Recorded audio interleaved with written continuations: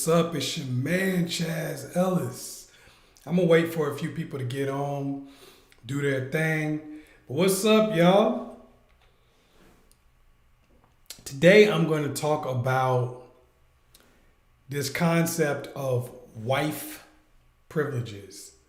I'm trying to make sure I enunciate for you because I'm saying wife instead of girlfriend, wife privileges. This is something that actually came up in Chazz Ellis Raw last night. I do that on the Guy channel. And I had somebody ask me about how they can do certain things to bring value to a relationship without giving up wife privileges. And I thought that was really interesting because I've actually heard this quite a bit. It wasn't like I'm not just picking on that one person because I've heard this quite a bit of times and I've worked with a lot of women who have kind of a similar ideology. Whereas basically they're saying the way to get into a relationship with somebody is or the way to get married, I should say, is by holding back things that a wife would give. And I think the issue here and why it doesn't really work, I mean, of course, you can always find a few people that it works for, but on average, it doesn't really work very well. And I'm pulling this because I've been doing this for almost 9 years, as a lot of you guys know. So I talk to a ridiculous amount of women.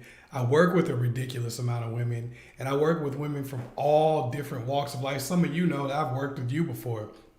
So you know that I work with women from all different walks of life.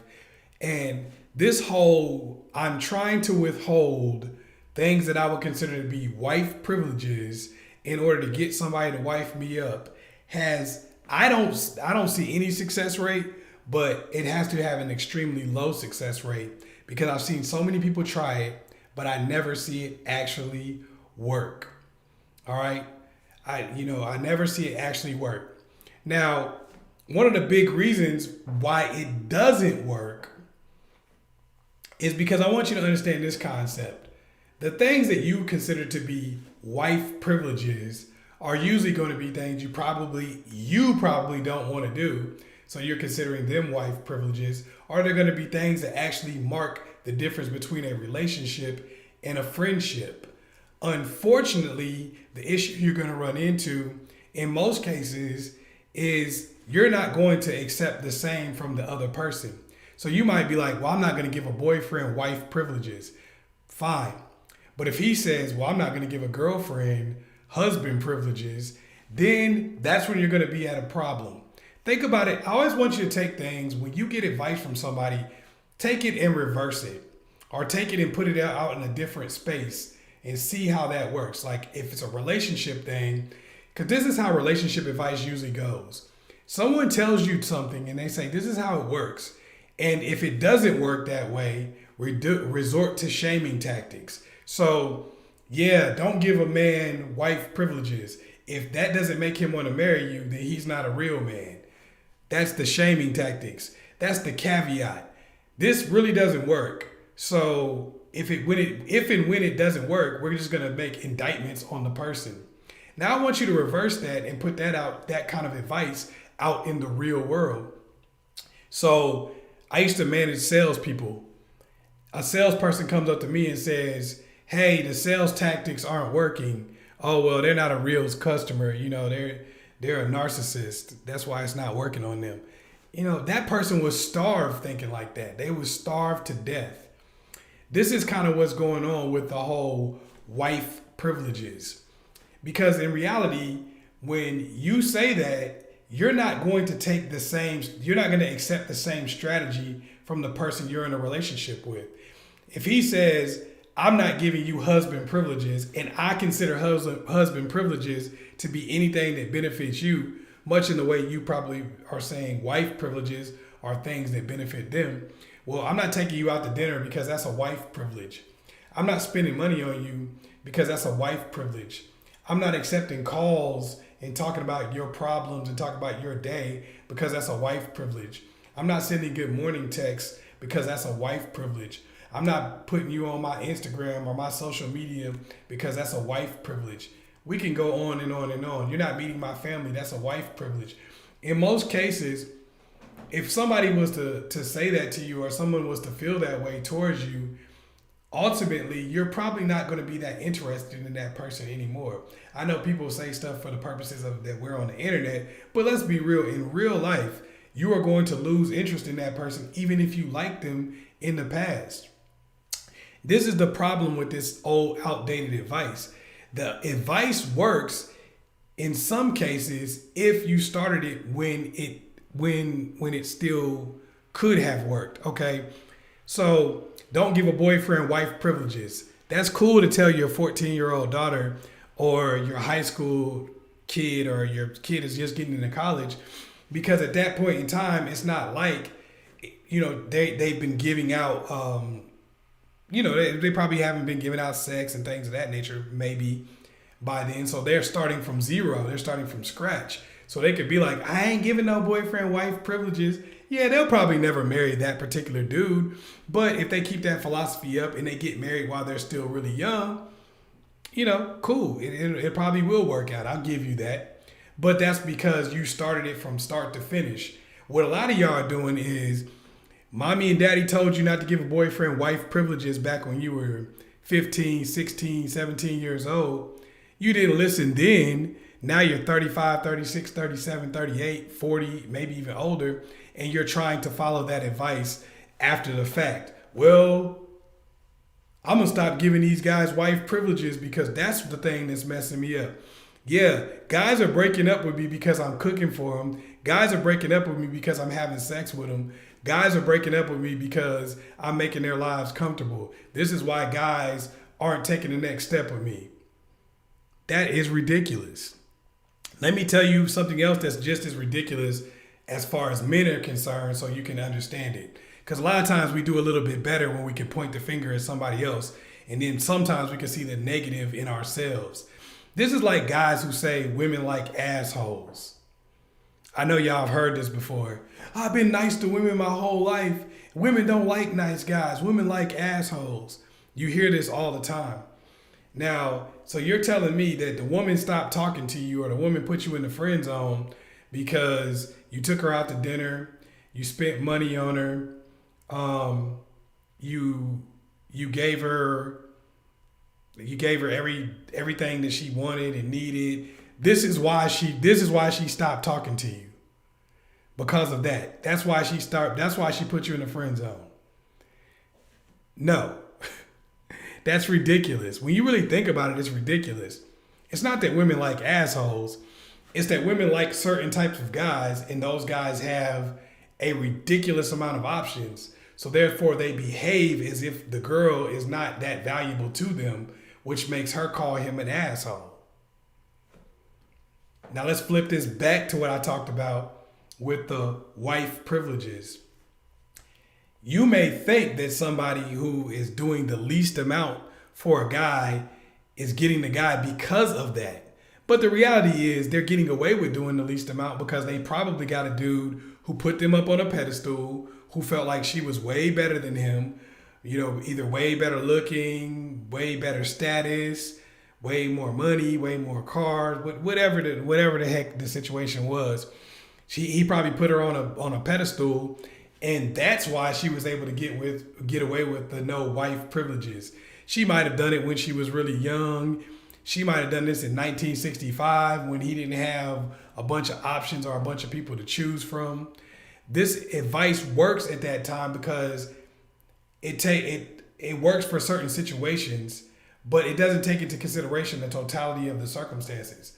Telling a dude to act like an asshole to get girls is asinine. It's not going to work. And if it does work, it's not because that strategy works. It's because you're operating at a level that's so high that women are tolerating your behavior. If you notice, most guys who tell other guys to do that have money, are good looking, have swag and style. So it's like, yeah, I treat these girls like crap and it works for me. Yeah, you're treating them like crap because you can get away with it. Anything will work. Whatever you do will work. if you got somebody like Brad Pitt, like, yeah, I treat these girls like crap and it works for me. Really, Brad? Really? It works for you? Well, here, I'll try this. Try this, Brad. Let's try this. I want you to go out and just curse women out on the street. And I want to see if you still get women at a super high rate. Because you know what? He would. He may not get every single girl, but the fact that it's Brad Pitt, he's still going to get women at a super high rate. They're going to go, oh my God, Brad is so cute. He's so hilarious. He just cursed me out, girl, but I know he didn't mean it. It's going to be like, we're tolerating this from you because of the level you operate at, not because that particular strategy works. Trying the whole, I'm not going to give a man wife privileges thing, I'm not going to give a boyfriend wife privileges, that doesn't actually change anything. That doesn't actually make the guy like you more. In most cases, what it does is it takes a person who actually does like you and makes it so y'all can't build a bond outside of sex. And if you're not having sex, you end up in the friend zone in a lot of cases. Yo, for y'all that want to get up at the top of the questions, I'm gonna answer questions here in a minute. Hit that super chat button and ask me questions through the super chat. That's what I'm gonna put at the top. And some of y'all may or may not get to you at the end. But if you want to be at the top, you want me to get to you, support the chat, hit the super chat button.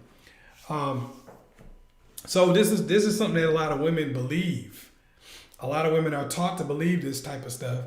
And unfortunately, it doesn't take into account the fact that the higher level type of guy you're trying to get, the more options that he has, the more opportunities that dude is going to have. So trying all these different manipulation techniques generally only works if you're willing to date a few rungs below where you are. So yeah, it'll work if you're willing to date somebody who you don't find to be as attractive. It'll work if you find somebody, if you get with somebody who you don't think is as cool, doesn't have as much money, doesn't have status, doesn't have relationship options. But the reality is, if you try that on people who have that, 99 times out of 100, it's not going to work. Maybe it would have worked in 1985, maybe even 1999, maybe even 2000. But now it's not going to work because society has become global. Because now you're competing with people who live thousands of miles away from you, where you used to only be competing with people in your own neighborhood. If you were a 10, you could write your own ticket in your neighborhood. But now, if you're a 10 even, you're competing with 10s all over the world, because normally you're competing with people for people at a high level, and they have options all over the place. You know, they made these phones, they made this internet, and the thing is, like a lot of game that used to work back in the day, it just does not work anymore, because now there's so many options for people that the only thing you can do to set yourself apart is obviously put your best foot forward and get the opportunities, but then you have to build a real connection with somebody. And anything that you're taking out of the equation to help you build a real connection is going to make it more likely for them to leave you out in the cold. I tell the same thing to guys. You can't go out there and say, look, girl, I'm not willing to do anything to build value, but I'm going to get the girl anyway. You should be feeling me anyway. I'm just gonna stand out amongst all these other guys, even though I'm not doing anything to build value with you, even though I'm not building a real connection. It's not gonna work that way. There's just too much competition. The competition has gone through the freaking roof. And if you are not doing things to separate yourself so much that the numbers don't bother you, it's kind of like this. If 1,000 people go to a tryout for basketball, that means that you have almost no chance of making the team. But if you were LeBron or Michael Jordan or Kobe Bryant, well, then your chances have not been affected because of what you're doing, because of what you've done to separate yourself from everybody else. Yeah, of course, you know, you got the genetic lottery, but those guys are also really extremely hard workers. They don't come to the game and talk about, well, I'm coming to the tryout, but I'm not going to give you basketball player privileges until I make the team. Obviously, you're not going to make the team doing that. Like, I'm not shooting the ball. That's a basketball player privilege, and I'm not on the team. I'm not playing defense. That's a basketball player privilege, and I'm not on the team. Y'all need to pay me, though, as if I was on the team. But I'm not doing any basketball player privileges until I get on the team. Even LeBron, even Jordan, even Kobe, those dudes wouldn't make it if they came out and did that. They would pick guys who weren't even as talented. This is where a lot of you ladies really get left behind. All right, let's hit this super chat. If you want to ask me something, you want to get at the top of the list because I'll work my way down and take questions, hit that super chat button. If I miss you, don't get mad because I told you.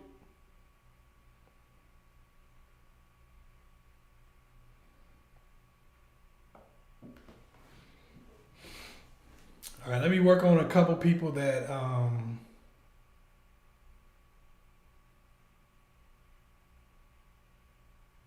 that are asking questions in here. Also, make sure you keep hitting that like button. We need to get about 10 more likes. I'll start asking questions. I'll start answering some of the questions. Give me 10 more likes. I'm giving y'all this free game right now, so make sure y'all support it so it keep going on. It don't take much to just click a button and say like, you feel me?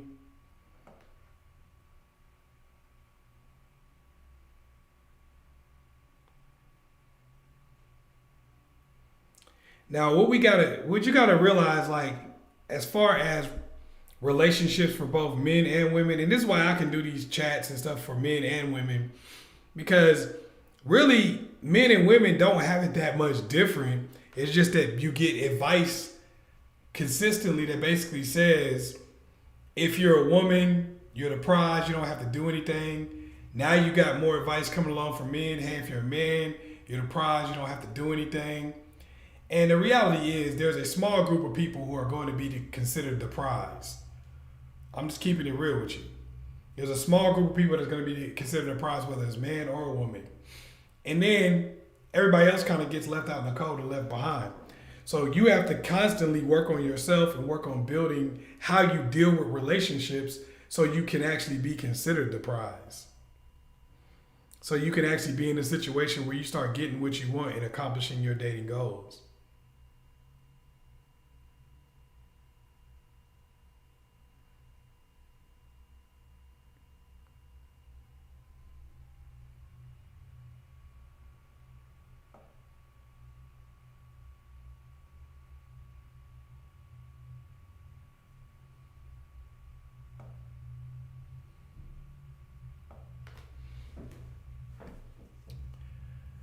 Okay, let me see.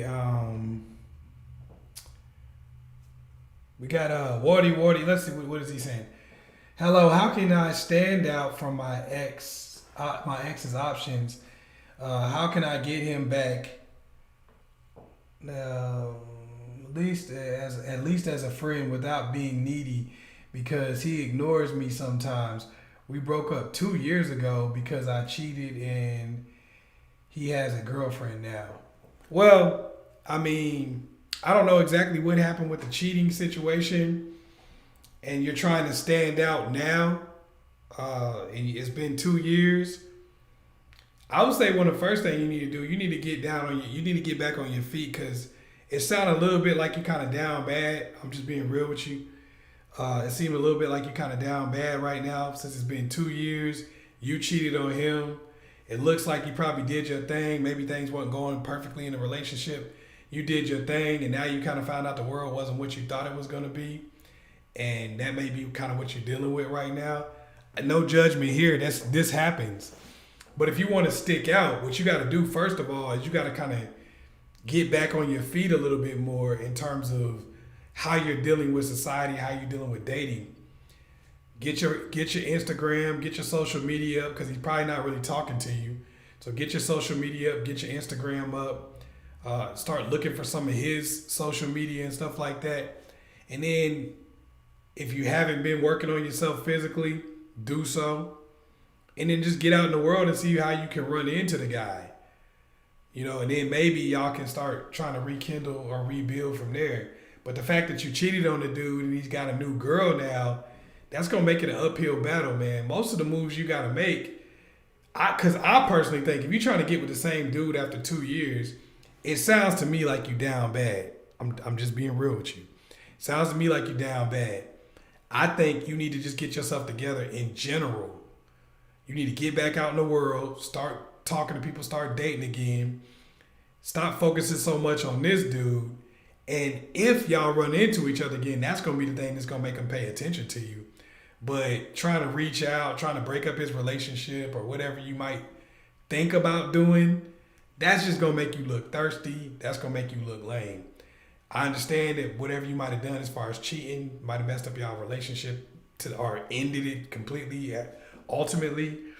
But you got to realize it's a reason why you did what you did. It's a reason why y'all broke up. And until you get yourself together where you got more options out here, because if you had options, I mean, you might say you're doing this, but if you really had parallel options to the guy that you left behind or that left you behind, we wouldn't be having this conversation.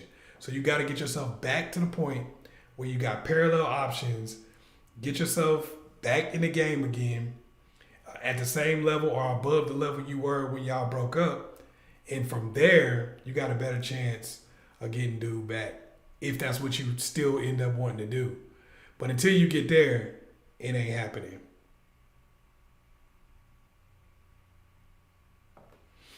Just keeping it real with you.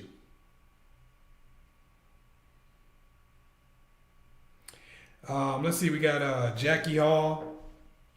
She says, "I'm hearing a lot lately that men don't like nice girls."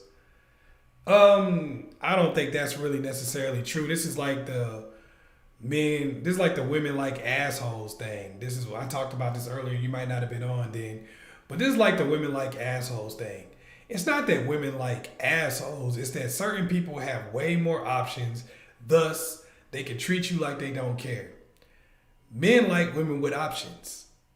Now, some of those women aren't going to be nice to guys because they got a bunch of options. Some of them are. But most of the people who are really feeling like men don't like nice women or women don't like nice men are people who don't have a whole lot of options. You have not maximized your parallel options. And when I say options, look, if you got 50,000 people in your DM, those are not options. I don't care about that. Don't even bring that stupid stuff up. People always say, well, I got so many guys in my DMs. Look at my DMs. Those dudes are lame. Otherwise, you would already talk to them. Stop it.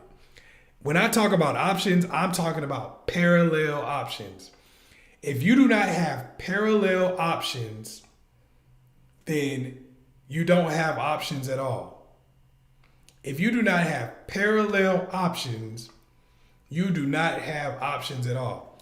So if you got a person that you really, really like and they're treating you like crap, or, you know, they ghosting you half the time, running hot and cold, no call, no show, showing themselves to be unreliable, and you just continue to take it, and you're like, I don't know why I take this. I got so many options. I got so many people in my DM. It's because you don't have parallel options. You may have options, but they're not options that are as good as the ones that you have now. So they're not options at all. That means you got to get out there, get your game up, present yourself better, do everything you're supposed to do, and then you're going to start getting better options. Until that happens, you're going to be in the same position that you've always been in. You got to have parallel options. Hey, you guys, I see you asking questions, but ain't nobody hitting the super chat. Nobody hitting the super chat, so you know, if you guys not supporting the chat's going to end early. I'm going to let y'all know that right now. Because, you know, I'm giving y'all game. I don't mind doing it. I really appreciate people who come out. But you got to show love to the chat for the chat to stay going on for a long time. All right?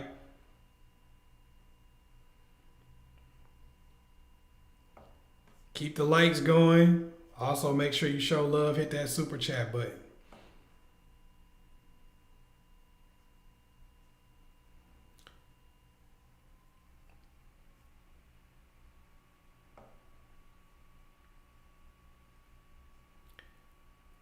I know that most people, for most women that I talk to and that I see talking just around in general, the big thing is I gotta get married. I gotta get married. Which is understandable. I mean, who wouldn't want to get married if that's been a goal of yours? But what I notice a lot of is a lot of people. Thank you, Vivian. What I notice is a lot of people, they say they want to get married, but they really don't have nothing coming in. They don't really have no thought process about getting married. They don't really know what they want from a marriage. They just want to put a ring on their finger. This is why you don't want to do the things that you would consider wife privileges, because you don't really even want to be married. If that seems like something that's a chore for you to do, and it's not a default, then you probably don't really want to be married, or at least not in the way that you consider being a wife to be.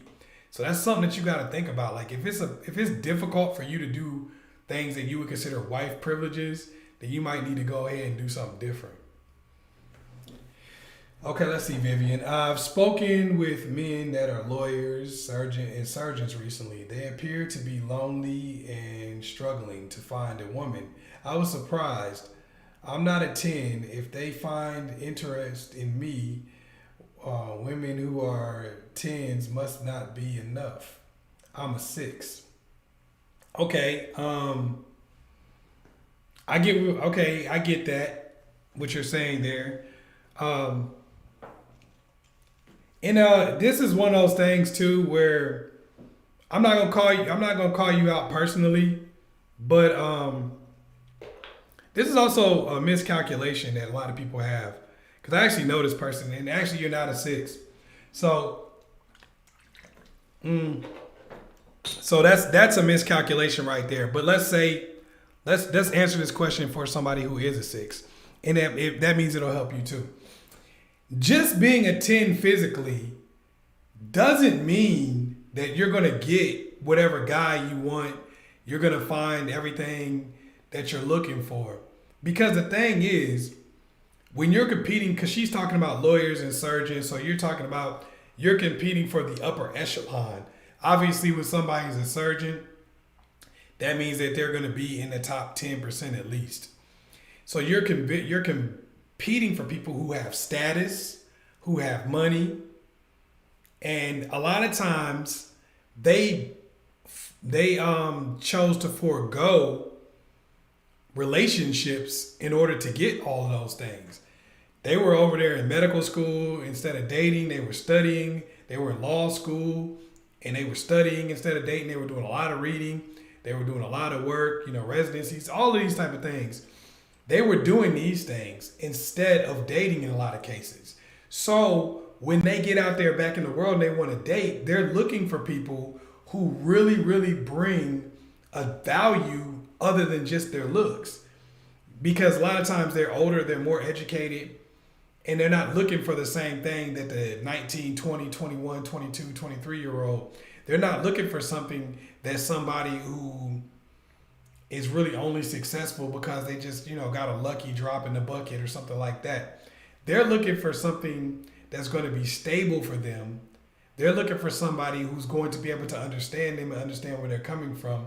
Like in the case of the person who just talked, I'm not going to say what you do or nothing like that. But in the case of the person who just talked, if you have a skill set where you can talk about things that are important to them, things that are important to their job, this is going to put you way above, because it's not just about what you look like physically.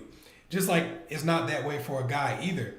It's going to be a lot about your personality and the connection you can make to higher level guys.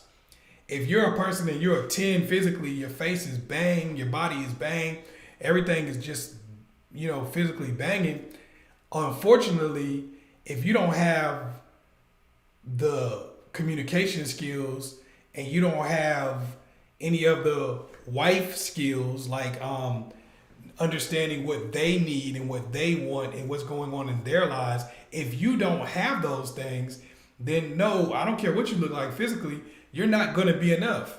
So they're going to be looking for somebody who you may look at and say, well, this person is not physically as attractive, but the person may have just, the real connection.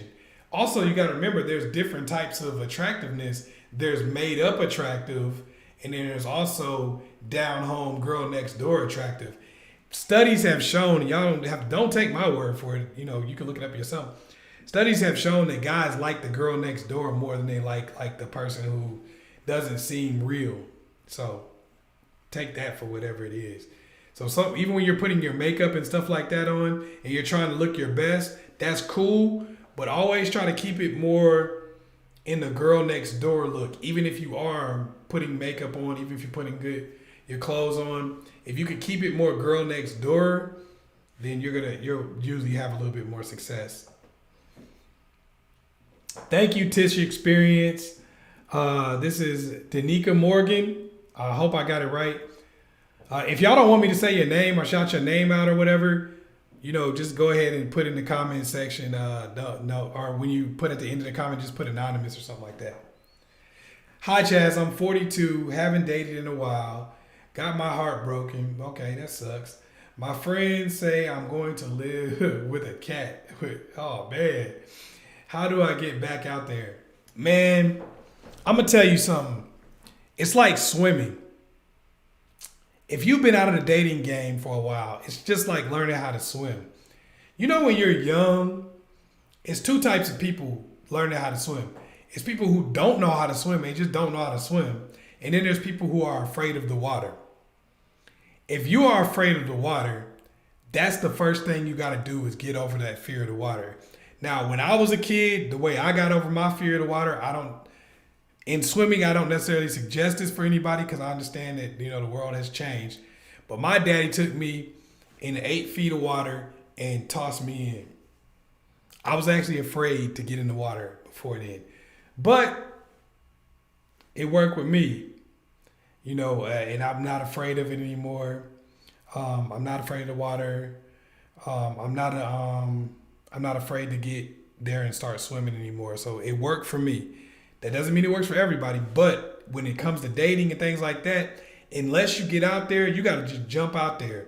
But I would say this, prep yourself in terms of make sure you feel comfortable about, if you're going to get online, make sure you feel comfortable about your profile, make sure it looks good, make sure you had your buddies look at it. If you get professional help on it, whatever, make sure that's dope.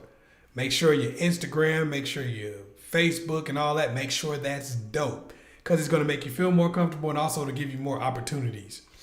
And then when you go out, just make sure, you put a smile on your face, hang out with the right types of people. If you're going to go out with some of your friends, don't go out with your hating ass friend. You know the people I'm talking about. Don't go out with the person that's always talking trash and all that kind of stuff. Go out with people who will show you real love and who will attract good people to you.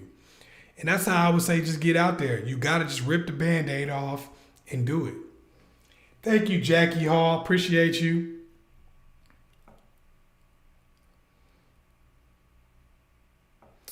Hey, Lady Marie J. I appreciate you back in the chat again. Just showing some love. Appreciate that.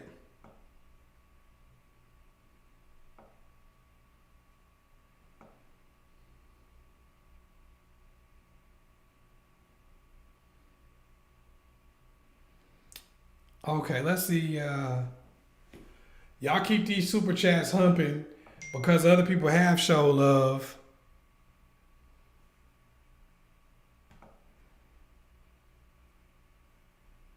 I was informed that I might have missed you. Now, Tish, I said your name, right? Yeah. Did you ask a question? Let me see.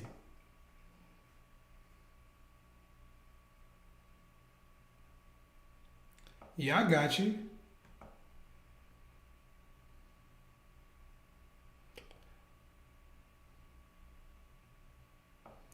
All right, I'm going to go through and try to hit some more of these questions because some people showing love to the chat. I appreciate y'all. Y'all thank the people that showing love to the chat, too. That's keeping it going.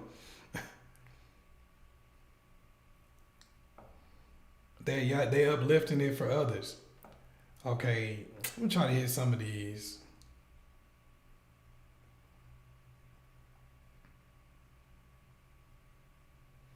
How long should it take a man to propose after you've been exclusively dating about a year and he has expressed he sees a future with you. I mean, it really ain't no number to that. I know, like, a lot of y'all, a year is not really a long time because you're supposed to supposedly stay married forever. What you got to remember is we live in a totally different world. So whatever grandma and grandpa told you, well, I knew grandma for 2 months and I married her. Yeah, but they didn't have high divorce rates back when you got married, grandma and grandpa. So that's a totally different ball game. But it's a different world we live in now. So some of that stuff that, you know, people you talk about back in the day, you can't do anymore.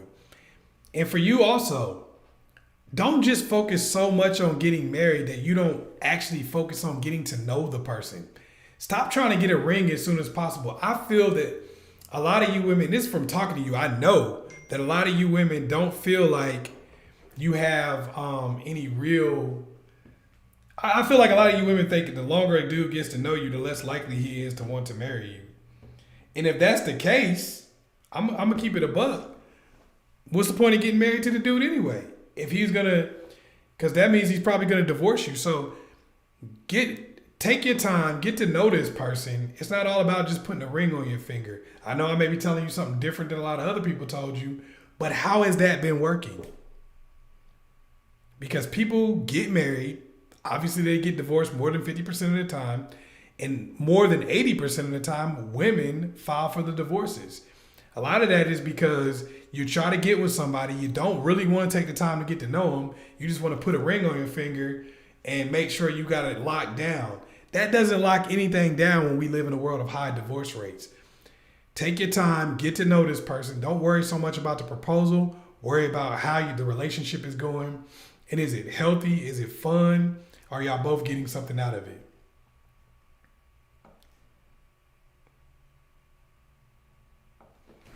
Hopefully I'm gonna get this right. Monty Great from YA. Appreciate you.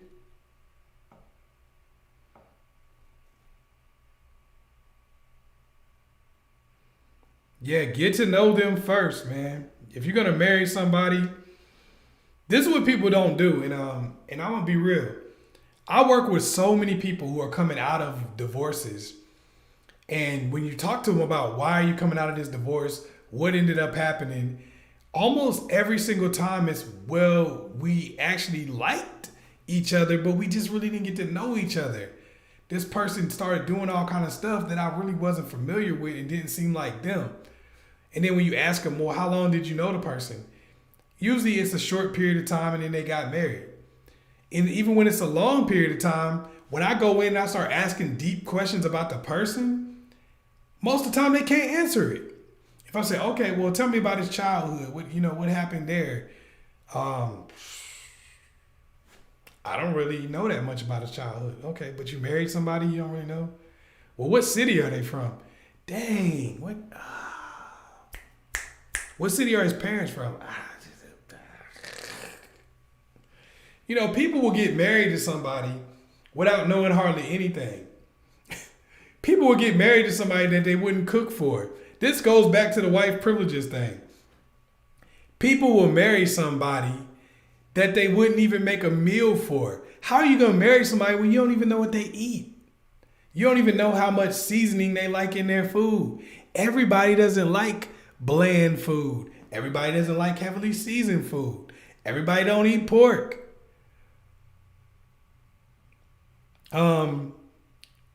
Everybody's in a situation where they don't have, everybody's not in a situation where it's just obvious. So when you make a connection with somebody, but you're unwilling to do certain things, a lot of times you're going to be unwilling to get to know them too. Okay, let's see. Kevin Samuel says, if you look less than attractive than Beyonce, you're a 6 because Beyonce is an 8, according to him. I get exactly what you're saying. I'm familiar with that. I'm familiar with Kevin Samuel saying that. I don't really have I guess that's his opinion. I can't really argue with somebody's opinion. You see what I'm saying? I can't argue with what he thinks is a 6 or 7, 8, 9, 10. I can't argue with that. But what I can say is that is not universal. That's not universal, okay? So I don't think you have to look at like Beyonce. Here's what I say. Because he says you can't use 7 also. I don't necessarily agree with that. I think if there's numbers available, people are going to be using them. So really at the end of the day, if you are somebody who is attractive, the thing about being attractive is who you're attractive to. It's an eye of the beholder type of thing. All right? And it really is. I know people are like, oh, that's some touchy-feely stuff. If you know me, you know I'm not a touchy-feely person. But it is an eye of the beholder thing. There is no blanket rule to what is attractive and what's a 6 or what's a 7 or what's an 8. A friend of mine back in the 9th grade, I still remember this. We had an argument over whether or not Halle Berry was cute, was beautiful or ugly. This is on everything. We almost got into a fight over this in the 9th grade. Well, you know, it was the 9th grade. Come on. But we had an argument over whether Halle Berry was beautiful or ugly. Not whether she was beautiful or cute. Not whether she was a 10 or a 9 or 8. We had a conversation that turned into an argument over whether or not Halle Berry was beautiful or ugly. That shows you the spectrum, okay? That shows you that I was arguing that she was beautiful, but, you know, me and dude almost got into it over there. But that shows you the spectrum. So I think, you know, it's cool to take information in from people, but nobody's 100% right about anything. Not me either, you know. You got to take stuff and see what works for you. And I don't know how much that works for you if you're believing that. Because believing that I think a lot of times he tries to take people off of their delusion. But sometimes, you know, you could take it too far, even as the person, and go from trying not to be delusional to miscategorizing or miscalculating where you are in the other direction. That's also a form of being delusional, though. Okay, this is urgent. My boyfriend is cute and some women like to blatantly stare at him when I'm with him, and he tends to look back. Is this rude, disrespectful on his end? Because he's looking back when I'm with him. Look, that's some insecurity that you're running into. I'm going to keep it real with you. A lot of people might try to tell you, yeah, girl, that is disrespectful for him to use his eyes and look at stuff. Look, if you're going to confront him about that or be mad about that, all you're going to do is just not be in a relationship anymore. You can't. And I tell guys this too. Look, the advice I give, I pretty much will give from one side to another. If you're sitting over here acting jealous or getting upset by stuff like that, it shows a sign of weakness, which makes it way more likely for you to not end up in a relationship with that person in the long run. I'm being 100% real. People are going to do what's in their nature to do and what they like to do. So if he likes to look at people and all that, he's still with you. If he could cheat on you when you weren't there. So, you know, why trip over something like that and make the day worse? If it's me and I'm giving you, and I am the person telling you and giving you advice, or if it's me, I'm saying, don't even focus on something like that. Double down on making your relationship even better. Because people go, if you say the dude is cute, then girls are going to look at him. Just like if a guy got a good looking girl, why you want somebody that nobody else is looking at? And some people are visual and they look more. So, you know, if that's him, then he's going to do that. You're not going to be able to stop him completely. I think that's just kind of a waste of time. All right, let me hit some people who I think kind of slipped through the cracks. Okay, VSTE. How to date a high value man with options. Who is the full package and stand out from the women? I know looks aren't enough, especially today. No, looks are not enough. And I'll tell you why looks are not enough. This is one of the things I disagree with a lot of people about with looks. I could take $10,000 and I could take any five and turn them into an eight. If I want to spend 50 grand, I could turn any five into a 10. Period. Half the people you see as a 10, and I'm not trying to down nobody, but half the people you see as a 10 are people who were willing to spend that money.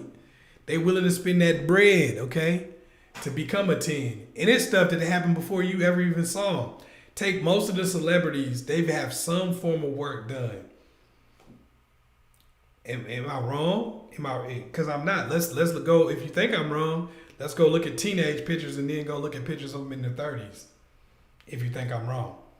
So when you want to stand out, yeah, you get your looks together and all that because that's a baseline. But also you got to be operating at a different frequency from other people and taking advantage of connections that can be made. So if you want to stand out to somebody that's high value, why not learn about finance? If you want to stand out to somebody who is of high value, why not put yourself in a position where you start learning the things that they want? You start getting inside the network and getting to know people. Get outside the crib. Start getting to know people. Start connecting with people. Start making friendships with people at the level that you want to date at. Otherwise, it's going to be impossible for you to really do it because you're not going to be part of the group. That helps you stand out. That puts you in that small group where you have more opportunities to bite that apple. You have more opportunities to get with somebody. Also, when you get into a relationship, don't be jealous and angry. Don't seem like somebody who doesn't have it made and couldn't get a high value person. People get somebody of high value, whether it's a man or a woman. A guy get I'm going to use this as an example because there's a lot of ladies in here. Think about when a guy gets a really pretty girl and he start acting like, no, you can't go out. No, you can't eat food like that. Why are you wearing that? Why are you doing this? It makes it seem like he's never had a high value woman before. It makes it seem like he's never had a dime in his life. So the girls start feeling like, why should I be with this guy? He seems lame. He seems like, maybe I made a mistake getting with him. So if you want to separate yourself, you can't act like that. You got to be really supportive. You got to be fun. You got to be out there like, oh, no, babe, I want you to do this. I want you to have fun. Oh, man, you should go to the game. I'll make wings for your friends. This is what you got to do to separate yourself from everybody else. Confidence comes from people who got it made. So if you're not showing confidence and you're not showing that you are not worried about whether you lose somebody, then it makes it seem like you're lame. It makes it seem like you have to force somebody to be with you. That's how you stand out, by being cool, being easy, being like, nah, I'm good with this. I'm cool with that. I don't need that. I treat myself. I can do for me, but not just making those little goofy ass, I'm independent statements, but actually showing that you don't have to be in a situation where you have to force somebody to be with you, that you don't have to constantly be asking for this, asking for that, but that you can actually hold your own, make a happy relationship for them, not be jealous. In most cases, the person will like you more and more. Let's see. Can you have more than one soulmate? It's hard for me to answer that question because I don't necessarily believe in the soulmate thing. But I will say this. Let's just talk about what the soulmate thing kind of represents. Like, I guess somebody that's, perfect for you. And if that's the case, then yes. Because let's be real, people fit more in groups than we're like individual snowflakes. There are more people who are like groups. You get what I'm saying? Like, if one person will work for you, there's another person on the planet who's similar who will work for you also. People lose people, and for guys, they call this one-itis. There's only one woman on the planet for me, and if I lose her, it's over. It's a wrap. I might as well just curl up and die somewhere. A lot of women feel that too, like, oh man, I'm looking for my one soulmate. You'll be surprised how much you can work with people, get to know people, and you can connect with more than one person. You could have maybe not the same exact connection, but you can have a different connection. Think about this. This will make sense, I think. Look at who would you might consider your soulmate in high school. Like if you'd have met somebody in high school that was everything you were looking for, think about that person and who would have been your soulmate in high school. Now, if you're old enough, like say you're 30 years old, calculate that. Would that same person be your soulmate right now? Unless you haven't grown or changed at all since high school, that wouldn't even be somebody that you would consider your soulmate. So that's why I say you can definitely have more than one person that's totally right for you in a lifetime. And probably way more than that.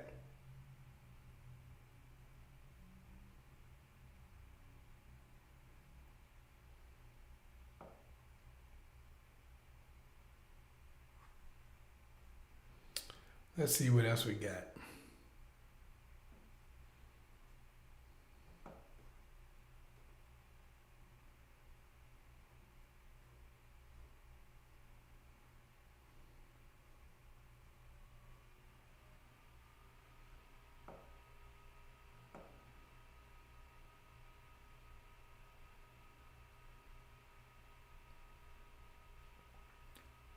I'm gonna get into more of the things with the, because I see a lot of y'all talking about high value men.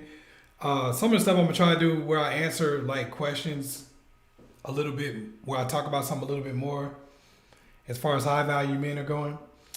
My ex shows no signs of paying me back, nor any signs of trying to pay back $400.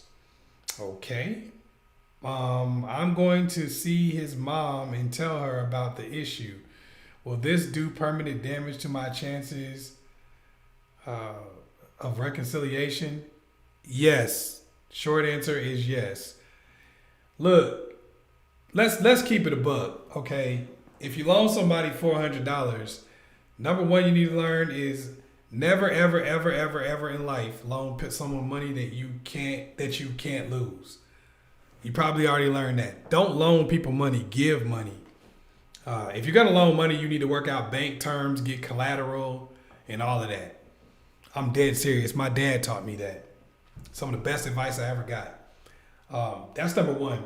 If you still want to maintain a relationship with this person, telling his mama that he owes you $400 isn't going to help you do that. I get what you're trying to do. You're trying to reach out and you're trying to use that $400 to make some kind of a connection, some kind of a bridge. You're trying to hang on to that. I totally understand it. Guys do this too. But that's not the way in. If you're trying to get in with the dude again, that ain't going to do it. All right. If you want to make a connection of some sort, you got to keep it a buck, be real, and say, hey, this is what I want to do. Make sure you're doing your own thing. Make sure you got your social media is looking lovely, and maybe like a picture or something like that, or connect with him on that respect. Trying to go back and get your $400. Now, if all you want is your $400 and that's what you really, really want, take him to court for your $400 and sue him for your attorney fees.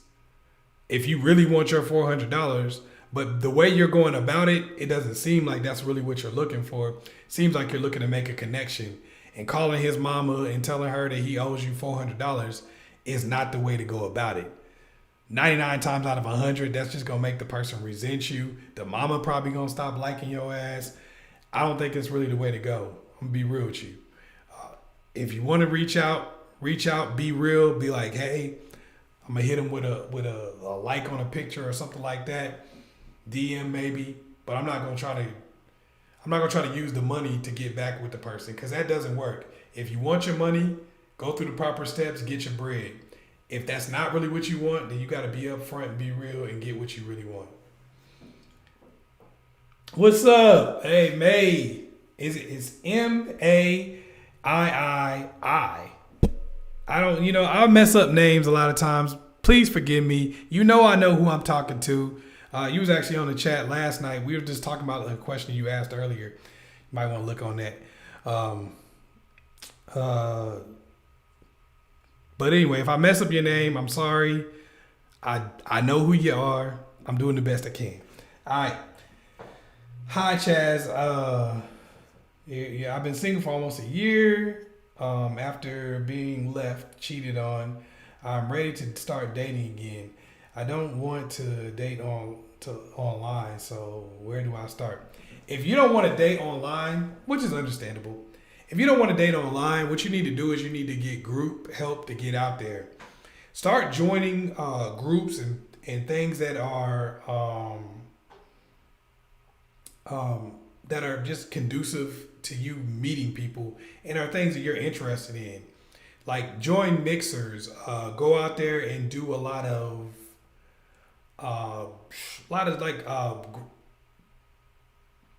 of what do you call that? You can do a lot of stuff that's in your field or stuff that you have interest in. Corporate mixers, things of that nature. Yeah, that's what I was looking for. Corporate mixers. Do stuff like that. That'll get you out there. I mean, it's the same thing. Obviously, dating online gives you a little bit of an advantage because you get to meet a whole ridiculous amount of people. But if you really just like, I'm not really trying to date online and that's not how I want to get started, I understand it. But all you got to do is get connected with people and just get back out there in the world and start mixing up with people, getting to know people, talking to people. Go places where you're going to have interest. Like if you like a particular type of person, like for instance, say you like, oh, I want a fit guy. You need to be at that gym. You need to be working out. Get your little gym buddy. Go out there and work out. If you can't find a gym buddy, go by your damn self. Go to the pool. It's warm outside in most places. I think pretty much everywhere in America is warm. Go to the gym. You know what I'm saying? Enjoy life. Live life, man. Vivian, okay. How do you know if a relationship is right for you? Are peace and happiness the main indicators? Sometimes, but yeah, I guess peace and happiness is the ultimate thing. But it's also things that are conducive to peace and happiness because that's more of a result. What's up, Brianna Nicole? Hey, yeah, wait, you good? You can just watch the thing over and over. You can just watch the thing over. I see you back in here. If you be here, Lulu, what's up? I saw some of y'all got on a little bit late, but you know, it's all good. It's all good. But yeah, those peace and happiness are really results most of the time. So what I look for, and I tell people that I work with all the time, is what you want to look for is indicators that would say this would make a peaceful situation. Like for instance, we agree on a lot of things and we connect on a lot of things. Even things that we're separate in are things that would actually be conducive to a good relationship. So if you're a person and you're like, yo, this person is a far left liberal and I'm a far right Republican, that's probably not going, even though y'all might be peaceful and happy right now, probably not going to be the case in 2, 3, 4, 5 years. I'm just keeping it real. The more y'all talk, the less that's going to work out. If you're like, I like to cuddle at night, they don't like to cuddle, that's probably going to start becoming a problem. I like to be in bed at 9 o'clock, they like to party all night long. Probably not going to be peaceful and happy over a long period of time. That's what I'm saying. You got to find out places where you guys connect and where you're similar, and then places where you're different, but it works. Like maybe you might like to talk a lot and that person really just kind of likes to listen. That's going to work perfect. Because they like, I wanted to just listen, and you like, I just wanted to talk anyway. Bang. But it becomes a problem when you get with somebody and y'all don't really, a lot of times y'all don't have the right connection in terms of things you're interested in, and the things that y'all are different in are different in a bad way. Okay, let me get it. Thanks. I'm actually already talking to one high value man. Also wondered, is it a turnoff for a high value man if I still live with my family? That can be cultural, but I talk to people from all different places, so I can see that you're using euros, so you might be in a different culture than the United States. But in most places, when you're dealing with somebody who has high value, normally they have money, because high value isn't just money. I know people always talk about, oh, it's just money. Just because you got money does not make you high value. You could be a person with $1 million and nobody else wants your ass. So how are you high value? But anyway, most of the time, people who are high value do have a pretty decent amount of money. So when someone has a decent amount of money, you living with your family isn't that big of a problem in terms of them being able to say, well, we could just move you out from under where your family lives. It's really going to be about why you live with your family and what type of personality traits you have from living with your family. Like, for instance, if you don't really have an ability to connect with paying bills, if you don't really have an ability to connect with just privacy and understanding what it takes to hold down a household, but if you do have those abilities, if you're good at those things, it's going to be a turn on. If your mom is like really domesticated and she just does her thing, she out here cooking and folding down sheets with hospital corners, and that's what you do, then no, it's not going to be something that's negative. It's going to be a positive.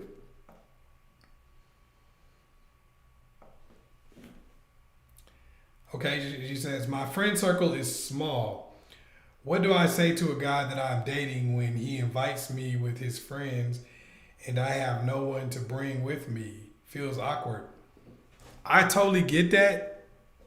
If you got a small friend circle, first of all, you can widen your friend circle. You can make it bigger. But in the meantime, go up in that mug and try to just be friendly and fun. If you ain't got no other friend for you, it's only awkward if you make it awkward. Maybe you just didn't want to bring anybody. You don't got to sit there and tell them, oh, well, I ain't had nobody to bring. Just don't bring anybody. Go by yourself if that's all you got. And you go up in that place like you own it. Hey, man, I'm having fun. I'm going to enjoy your friends. Your friends are going to like me even more. Sometimes it's even better when you don't have a lot of friends to come in and mess it up for you. I'm going to keep it real. Because sometimes what will happen with friends is that can go left easy. You can bring 10 of your friends with you, and your 10 friends can mess it up. I'm going to give y'all I'm going to do a little story time about this. If we get up to 150, I'll do a story time about that.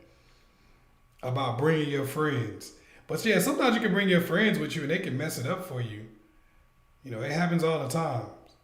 With that TLC song, what about your friends? Yeah, they can mess it up.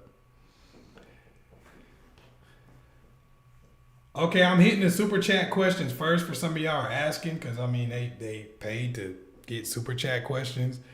If I get to you, if you just ask a regular question, I'm gonna try to get to you before the live is over. But if you want to be at the top of the list, support the super chat. I mean, you getting to listen to the questions for free anyway, right? Come on now. For some people, this is the new age entitlement thing. Somebody giving out free game, and then I'm also answering questions for people. You can't get mad if I don't hit you. You feel what I'm saying? I guess you can get mad, but it ain't gonna have much of an effect. I'm doing what I can. I'm only one man. All right, let me see. What do we got here? If a man comes back, how can you tell if he resents you or respects you for leaving? Damn, that's a good ass question. What is this? Bree Phillips? That's a good question. This is in layers. This is gonna go in layers. Number one, why did you leave? If you left somebody because they were just doing some egregious stuff, most of the time people respect you for that. Egregious stuff. Yo, I was cheating. I was slapping you around. I don't know. Put some egregious stuff in there. I was trying to think of some stuff. I kicked your cat. Stuff that's just cold-blooded. Cold-blooded. If he was doing stuff like that and you left, obviously there's going to be a certain level of respect there, even if there's resentment also. Now, if you left because the brother was down, he was broke, he lost his job, his mama got sick, You was like, I'm tired of you going in and out of the hospital. She can get over that cancer on her own. If that's why you left, then clearly there's going to be a ridiculously high level of resentment. That doesn't mean that y'all can't make the relationship work, even if there was resentment. It just means that if there's resentment there, then y'all gonna have to work through it. Y'all gonna have to hit the pink elephant in the room. You're gonna have to, both of y'all will have to regain some trust from each other. You know, whenever a relationship breaks up, you got to understand, like, you can't just treat it like it's the old relationship.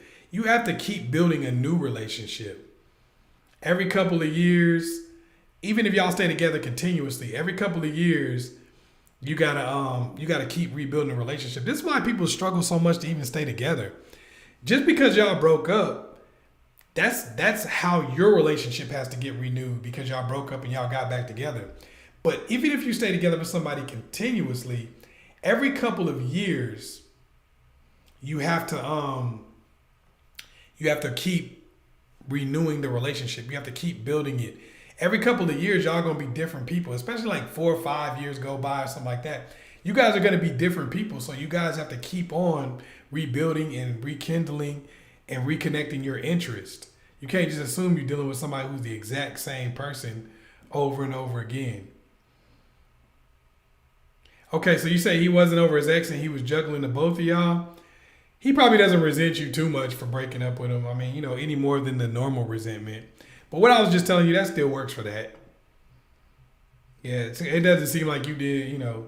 Now, hopefully you didn't smash the homies or nothing when you broke up with him. Because, hey, I'm no judgment. I'm just going to, you know, present all of the things that could possibly happen. I've been doing this for a long time, so nothing surprises me. I've seen all kind of stuff. You know, if you did do that, it wouldn't be like it's that big of a surprise, because people do stuff like that all the time. Okay, let me try to get to some of the people from earlier. It's going to be out of order. So, if you know, because I'm just going to look through the chat and see what's up. I'm definitely going to hit my people that come in all the time first, because I show love and loyalty. You might be mad at that because you hadn't been showing love all along. But, hey, I'm always trying to hit the people up who show love. I'm not seeing, too many people who've been rocking with me for a long time that asked anything.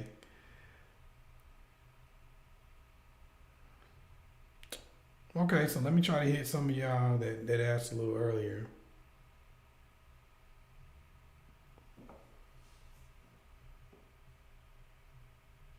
Yeah, I want to somebody piggyback what I said. Perfectly you, beauty. My dad taught me that as well. No loans with money, just as with no expectations of getting it back, bruh. This is for some of some of y'all might have been on there where this lady asked a question about getting her bread back.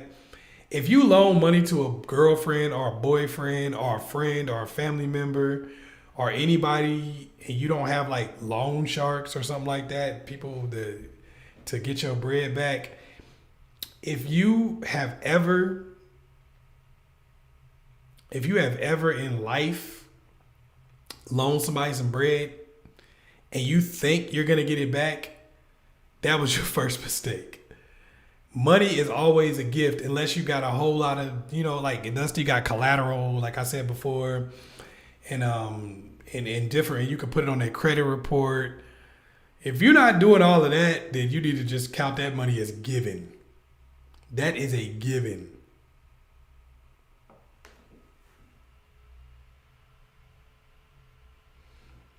Okay, let me see if I can find Diana Anderson's question. Hey, I'm gonna miss questions quite a bit. Most of the time I'll try. Okay, is this Diana Anderson? Let me see if I can figure out where you are. Does it start with, he wanted me to come back over a second date rather than outside? I said no, prefer outside, and he is ignoring me now. He kissed me and all that good stuff. Why? So I think I might be getting the second part of your question, but I bet I probably don't need to get all of it to know what happened here. It looks like you wanted to go on a date somewhere other than the crib. Dude tried to get you to go to the date on the crib, at the crib, but you were like, nah, I'm good on that. And now he's playing you to the left. Am I gathering? Okay, so this is going to happen. This is going to happen. This is one of the things where people will often tell you, look, don't go on a date to anybody's house. Don't Netflix and chill and all of that, which is generally good advice. But you have to understand that advice is going to have consequences too. Because what people are generally going to do if they try to get you to Netflix and chill and you don't do it, what people are generally going to do is they're going to try to get you to change your mind by going silent on you. Because that normally works. Because it's already getting you to second guess a little bit. So what I would do is just go out, keep having fun, try to get yourself more parallel options. If you like this dude a whole lot, you thought he was cool, get you some parallel options. And that's just the thing to do. Don't worry about the fact that the person might not be messing with you. You feel me? Knocking. If the person is like just totally dissing you a little bit because you're not doing what they want, a lot of times that's a way to get you to do what they want. People will go ghost on you, which is actually a good strategy. Don't get mad. Don't hate the player. Understand the game. A lot of times a good strategy, because if he backs off for a second when you won't meet like at the crib, or you won't meet in his basement, or whatever it is he's trying to get you to do, because I'll be talking about, y'all eating pineapples out the can in the basement. If you won't do that, a lot of times the dude may be like, forget it, and chill and fall back from you. But if you stick to your guns and you go find parallel options and do you'd be surprised the person will often come back and offer you what you want. Because they know, hey, this person ain't going. Okay, how do you go about getting an older, high-value man, 50 plus, but no more than 65? What do men find attractive? Okay, if you're looking for a high-value man in that age group, first of all, that was smart, because that's where most of the people who have bread are. And a lot of those guys are coming out of divorces. A lot of those guys are in a situation where, especially if you're not really trying to have kids, a lot of those guys are in a situation where they're cool, connecting in a relationship. With those people, what you really want to do, because of that age group, you got to remember the time most of those people grew up in. What you really got to do is you got to come with femininity. Also, you have to be able to connect intellectually, which I'm gonna tap into the fact that I actually have learned a lot about you, and I know you pretty well from these chats, that I know you can connect intellectually. So that's a big thing. Connect intellectually. If you're not in a circle with a lot of guys like that already, go find some of the hobbies that guys like, that do that type of stuff. Go to some of the conferences, things of that nature, so you can get more opportunities to be around a lot of those dudes. Go join some of the groups on social media. They talk about different things like politics, finance, things of that nature, so you can get more connected with these people. And if you already are connected to them, one of the best ways to stick out with those types of guys, especially in that age group, showing, hey, I like to cook, I can cook. Hey, I'm a feminine woman, as far as 1990s, 1980s, 1970s femininity, I should say. You want to show people that, and then also just being able to talk about things that would be important to a guy of that age group. Talk about music with them. You could, because some of these guys will want to date young girls, but young girls will start getting on their nerves. So talk about that old school music. Talk about the Temptations, because these guys are guys my pop's age, and my dad would have been considered high value. So talk to guys that are about music that they like. Hit that Marvin Gaye. You'll be surprised how far that'll go with you. Being able to talk about music that the people like, talk about older shows. For older women or women who want to deal with older dudes, one of the best ways for you to get over on young women is to be able to talk about older music, older shows, and things that happened before the young girl was born. I know it sounds crazy, but that's one of the greatest connections that you can have with people. And that really sets you apart. I know that's a little bit of game, but a lot of times the small things that change everything. That's something to do. Okay, Vivian, let's see. How to show serious interest without having sex. I don't want to. I don't want the guy to feel friend zone. Well, if you're not in a relationship, you don't have. It's not really shouldn't be an expectation of having sex. Obviously, people want to have sex, but it's not going to be like, man, if this girl doesn't have sex with me, I feel like I'm definitely in the friend zone. But you can show interest by the way you touch the person physically, connect with them, touch the person's arm. When you laugh, kind of falling against them a little bit. Showing effort, connecting consistently, not just doing stuff that benefits you, try to do stuff for them also. See, what a lot of women want to do nowadays is have it all go their way. And what I mean by that is, so I don't want to have sex. I don't want to spend no money on you. I don't want to cook for you. I don't want to show you anything. I just don't want to do anything that puts me out there. And then they wonder why guys don't take them seriously and why guys just keep it moving. That's why that's a really good question.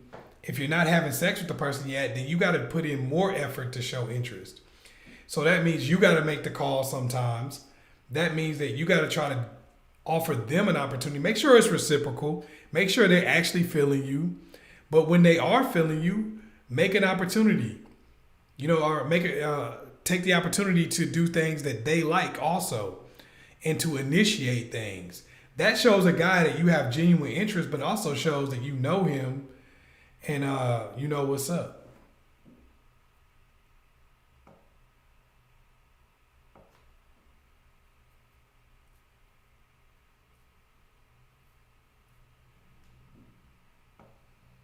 Okay, let's see. We got somebody else.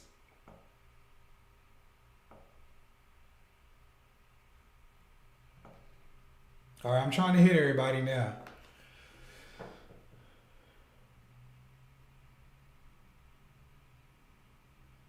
Okay, how do I feel about the age gap in relationships?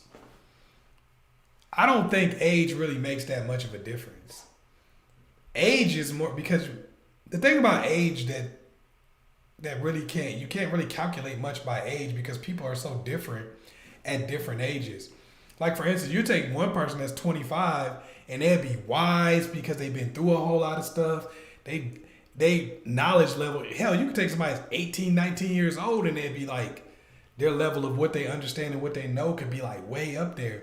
Then you take another person that's 49, 50 years old and you act like a kid. You don't have no idea of anything. You haven't been through anything. So when you're dealing with age gaps in a relationship, wherever you are on the age gap, first thing you gotta do is you gotta say, what do I bring to the table as who I am? So like I was telling somebody, if you're closer in age to the person, you might want to play some of their music, talk about their music, talk about stuff that they like, talk about shows. If you're young and you super young and you just ain't got that, you like, bruh, I'm 20 years old. I don't know nothing about the Temptations. You can learn certain stuff. Obviously, you should try to learn some things because, there's no excuse for ignorance with the internet. But if you don't have a lot of that stuff, ability to learn some of those things, what you want to do is you want to bring yourself to the table. You want to bring the qualities that you have from your age. So say you're way, way younger, then one of the big qualities you want to bring is, okay, maybe I do have a little more energy. Maybe you don't, but you might have more energy than the typical person that's a lot older than you. You want to give them an opportunity to teach you and show you things. She said more like New Edition.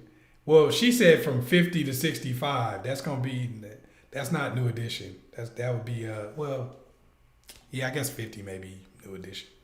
But you want to be able to show people that some things that you bring to the table, that you love, that you care about. You want to show people things that are specifically you, that are not just about an age. Yo, I got love in my heart. I'm sweet. I'm kind. I'm funny. Here are jokes I like to tell. Here are things I like to talk about. I'm willing to learn. You can show me things for the first time, and I'm willing to accept them and understand them. I'm cool.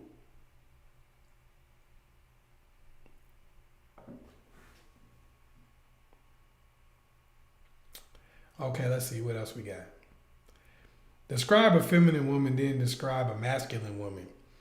I think it's going to be a little different for everybody, but I'm going to just try to give a generalization. Most of the time, people are going to look at you as being feminine when you have traits that are more of a receiving type as far as direction and leadership. So, as we all know, a woman can lead a whole house with a man feeling like the leader of the house.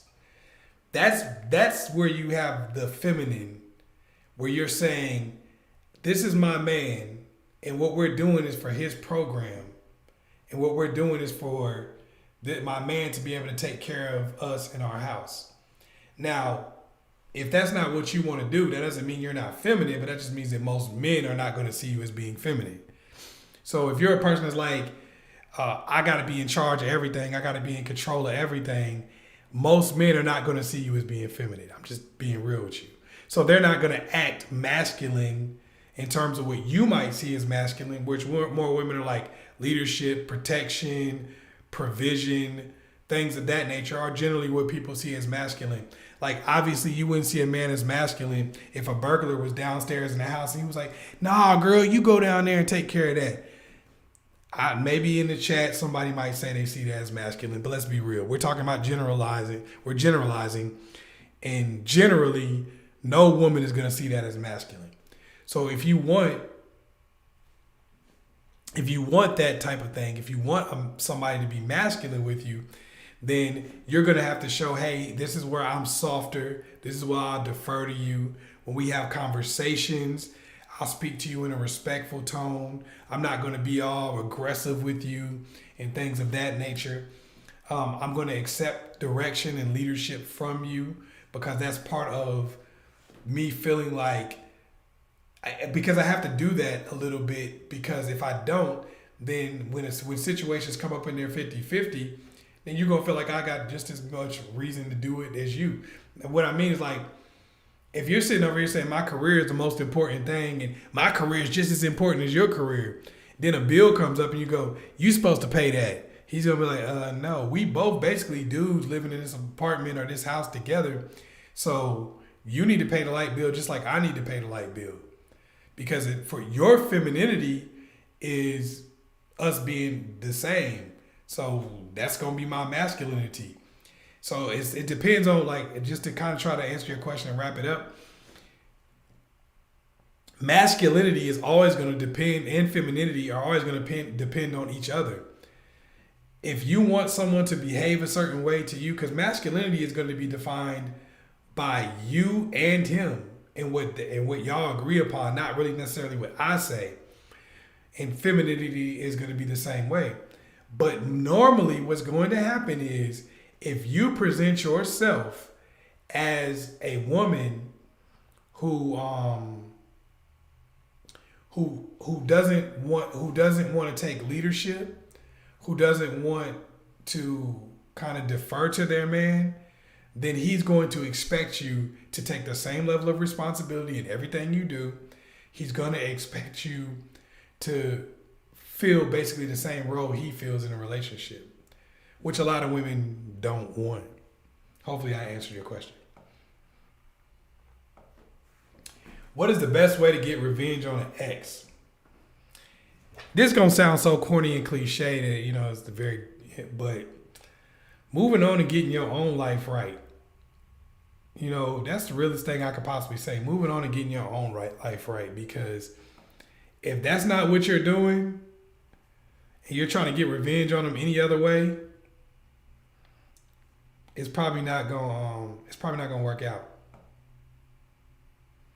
I'm just gonna be real with you. It's probably not gonna work out. Like trying to get revenge on somebody. You know, they always say, once you start looking for revenge, start by digging 2 graves.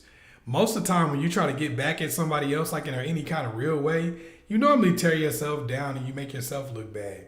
So just to give you some real advice, some real information, the best way to get revenge is to make the person feel left out. And the best way to make somebody feel left out is to focus on you and what you got going on next. You know, it's like I used to watch these videos all the time where they would show like my dad coming back after I make it to the NFL, and then, you know, they always play the dad off. That's kind of how it works. If you want somebody to feel bad about leaving you or you moving on or whatever, if you want to get revenge on the ex, the best way to do that is just focus on you and getting everything you want out of life. Because I promise you, everybody on some level fears being left out. Oh, thanks, Jenny.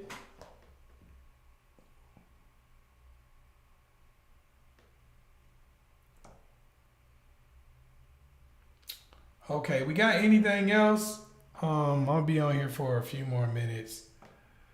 Oh, we hit the 158, so I'm gonna tell this story about bringing friends. Story time with Chazz. Some of y'all remember me giving y'all these stories for story time. Okay, I think I'm like 19, chilling with my homeboy. I get a call from this girl. She's like, yo, we having a little kickback down in my basement. It's gonna be me and a couple of my girlfriends. So I'm like, dope. She was like, hey, you know, come through. If you want to bring your boys, you can. That'd be great. Cool. I said, definitely, most def. Now, me and girl have been talking off and on. You know, I'm like, you know how you in that stage where you're not together, but it's kind of look like it's getting there because y'all talking to each other. And then it's like one of the first times y'all really meet outside of like, you know, just work or school or whatever. That's what this is. So I hit up one of my homeboys.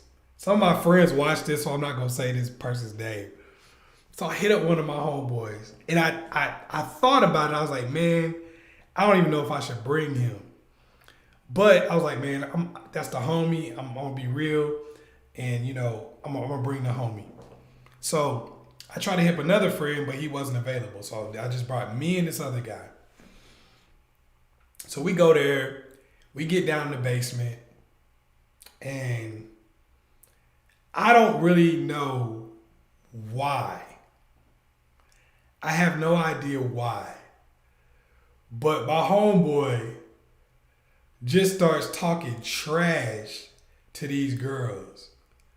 Like it looked like to me, now hindsight being 2020, it looked like he just felt like the girls wasn't gonna feel him. So he just started talking bad. So he's sitting over here like he told the other girl like she had bought a dress, like she was going to like some kind of a debutante type of ball type of thing, and she had bought the dress, and he was like, that dress looks cheap.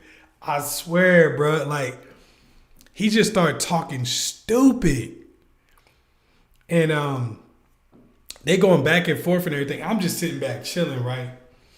And one of the girls, and my homeboy at the time, like he was in college and, you know, working on his degree, and the girl had just graduated from high school, like I think like a year before, and she was like sitting out of high school, and he was like, you don't know anything. I didn't learn anything after I got in high school, so I know you don't know anything.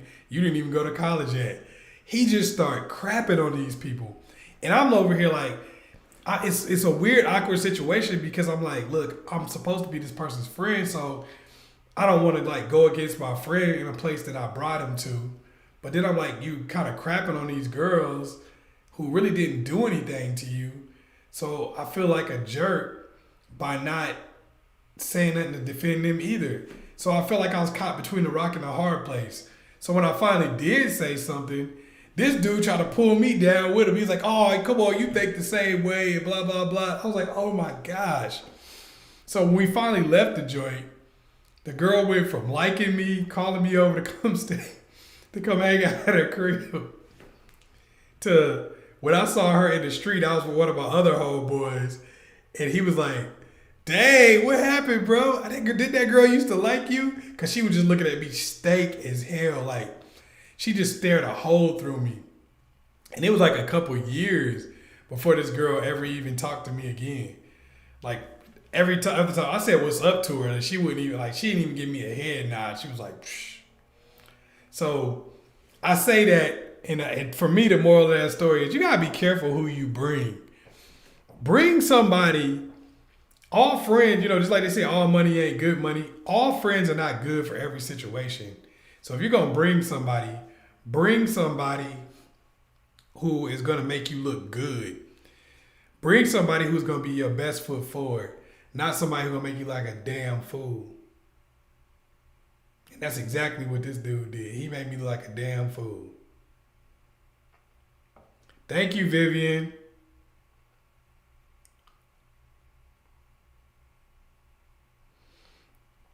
Does it matter to men with money and status if a woman doesn't make as much? No, not in general. Obviously, we're going to speak in generalities. I work with a lot of dudes that are even millionaires. And for the most part, in almost every situation, for the most part, people don't really care about getting what they already have. If you already got money, and I'm not balling super duper rich or anything like that, but if you already got some money, you're not trying to be in a situation. That's not going to be like a deal breaker for you if the person doesn't have money. But it will be a deal breaker when you're dealing with somebody who doesn't have money, but seems like they're using you for money. So if you're not buying Birkin bags for yourself, but then you coming up to the dude talking about something, oh, when you going to buy me a Birkin? When you gonna buy me this? When you gonna buy me that? If you're doing that type of thing, then you're probably gonna run into a situation where then the person does feel like you're a bum or whatever. So if you're not making as much money, that's not a problem. Just bring the value you can bring to the table. Don't trip off of money. Money. I know it's gonna sound whack and cliche, but money isn't everything. Okay? It really isn't. Money is valuable. I ain't sitting here saying it's not. But people bring different things to a situation. If you're dealing with somebody who has money already, then it's going to be up to you to bring all the auxiliaries. So if y'all go on a vacation, maybe you can't pay for your half of it because it's too much money. You don't got it. But you can bring a smile. You can help him figure out the itinerary and do things that he actually wants to do and not just stuff you want to do. You can make sure that the pictures come out good where you're like, hey, you want this for Instagram or no? Things of that nature. You can order the food and make sure it's just that what they like. You need to know whether or not he like pickles on his sandwich. This is what you can do to bring some value, even if you don't have money. Money ain't everything. I got you, Jenny. I got you. Not sure. That's okay. I see you. I'm going to get you right down here. I found it.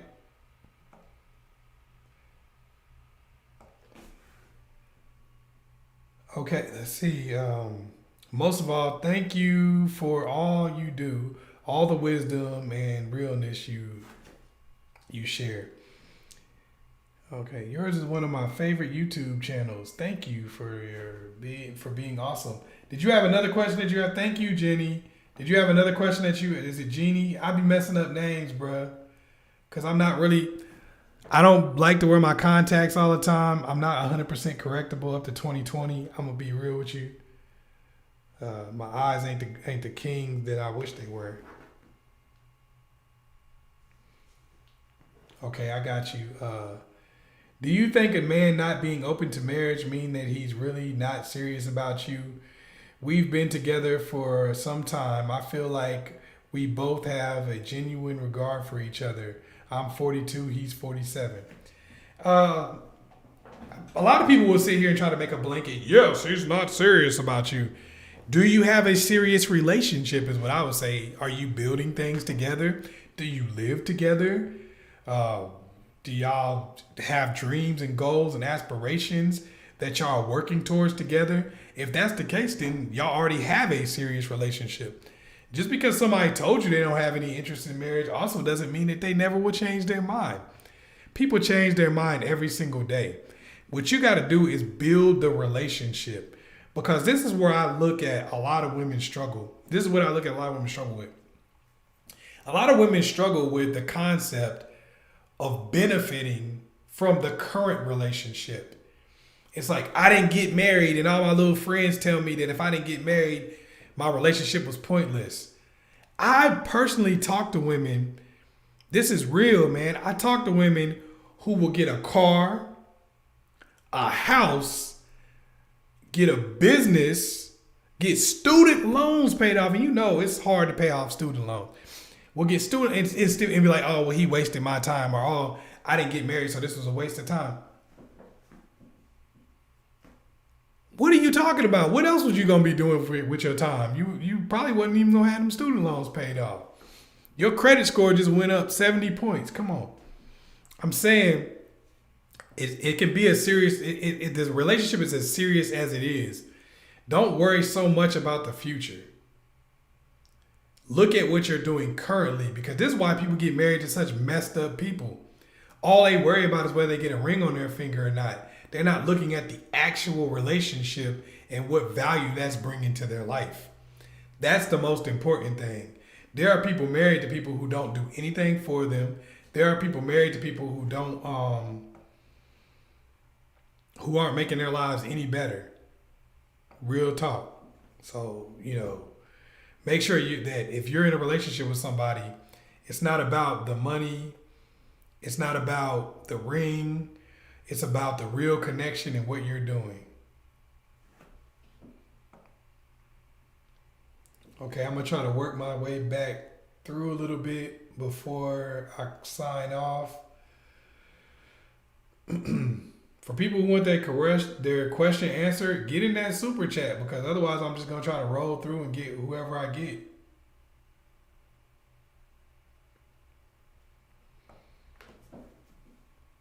This is Candace.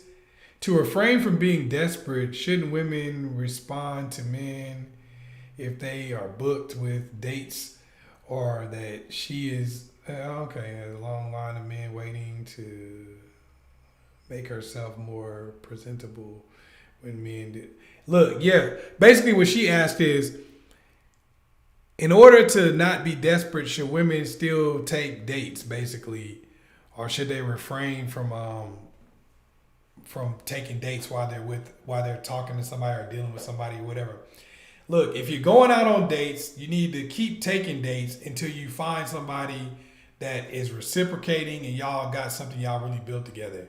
You're on the market until you're not. When you feel like you're not on the market anymore, when you feel like you got something real with somebody and y'all both decided to stop dating other people and stop talking to other people, cool. Until then, it's a party. What was that song that Eddie Murphy and Rick James did back in the day? My girl likes to party all the time. Oh, yeah, that was the joint back in the day. But yeah, you gotta have a good time, man. Because you look more and more desperate when you're trying to cling to somebody who's not really feeling you like that. And you won't know if they're feeling you until they make those moves in that direction. You feel what I'm saying? They got to be the one that suggested. If they want to be in a single monogamous relationship with you, okay, cool. Act like you want to. This is Francis. I'm married and I'm separated 2 years. Oh man, my heart's broke. I love him. He is my first everything. I did not speak to anyone about him leaving me, cheat on me, and with someone with 4 kids. I'm a good-looking woman, but okay. I won't allow my husband to cheat on me. He says I run him down. Okay, I'm trying to figure out. You got this is going through a couple different things. Okay, I won't allow my husband to cheat on me. He says I run him down when I call him names, but I have been true so much bird. I feel like you're kind of emotional right here, so I'm trying to. Hey, look, I'm the same way. I'd type anything. Okay, my baby, please. Oh, okay, you buried your baby. I think that's what you said. I always watch your videos. I don't have my card on me. Okay. Hey, look, I'm with you. Look, I'm trying to read through these things. It might take me a second. But you're saying you're basically your husband that you've been with for a long time. You guys have been separated for like 2 years now. He's with another chick. I guess the chick got 4 kids. You're trying to figure out basically what to do here. This is rough because marriages can be weird in this way. You said the dude had been cheating on you. You said he's your first everything, so it seems like you might have got together when you were young. If that's the case, and y'all got together when y'all were young like that, a lot of times what happens is people change, and so many things happen along the way because you're building careers, you're growing as human beings, you're learning just how to deal with people and things like that. I would really get out there, and this is a situation where, because it sounds like you had a tragedy that happened with a child here. I would definitely get into individual therapy for that. I would definitely do that. Get into individual therapy for that. Just kind of feel like, because maybe you might even be clinging to this dude because of the tragedy. So I would get into individual therapy for that. If you haven't, maybe you already have. But if you haven't, I would get into individual therapy for that. I would continue that. And then, see if you could get him to get into a situation where y'all go to some grief counseling and things like that together. And sometimes that could actually just bring your relationship back together by healing as individuals. And then, y'all got so much in common probably since, it seems like you've probably been together since y'all were younger. If that's the case, a lot of times you can rebuild a relationship from there. But I think you got to first come from a place of healing. If you had a tragedy, come from a place of healing. Get out there, go ahead and get that counseling, get it together as far as just, your personal health and mental health and well-being. And from there, a lot of times it's easier to build relationships with other people once you've healed yourself to a certain degree.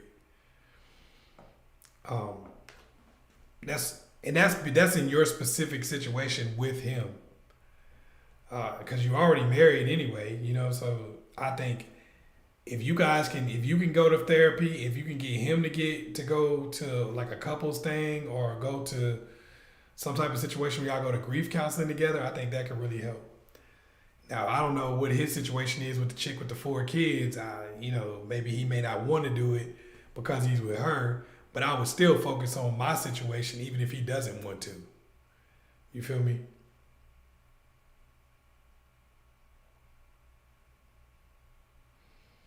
Yeah, I'm gonna do some in-person speaking engagements. I actually do in-person, where I've done a lot of in-person stuff. It's just that since this whole situation went